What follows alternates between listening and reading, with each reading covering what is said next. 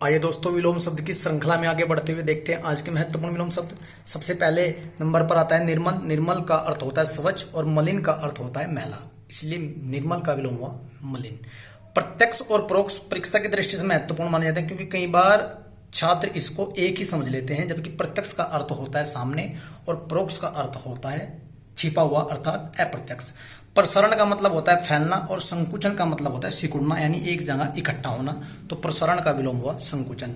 पाश्चात्य और पौवर्त्य दोनों महत्वपूर्ण विलोम हैं, क्योंकि पाश्चात्य का अर्थ होता है पिछला, यानी जो रेस से हटकर हो।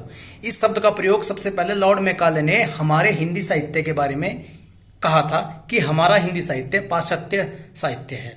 तो इसका मतलब हुआ यानी पिछला।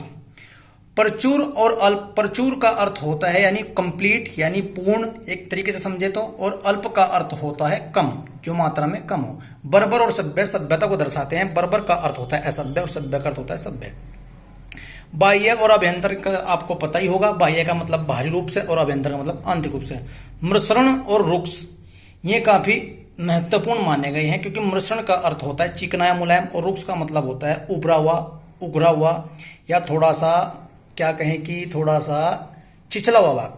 ठीक इसी प्रकार में मूक और वाचाल। मूक का अर्थ होता है गूंगा या कम बोलने वाला, और वाचाल का अर्थ होता है ज्यादा बोलने वाला। मंथर और क्षिप्र काफी महत्वपूर्ण विलोम शब्द हैं, क्योंकि मंथर का अर्थ होता है धीरे धीरे यानी सुस्त जिसे कहें, और क्षिप्र का अर्थ होता है तेजी से चलने वाला। इस प्रकार आज के ये महत्वपूर्ण 10 विलोम शब्द थे जो मैंने अपनी साइड से आपको दिए हैं, तो आप इन्हें देखना मत भूलिए। धन्यवाद।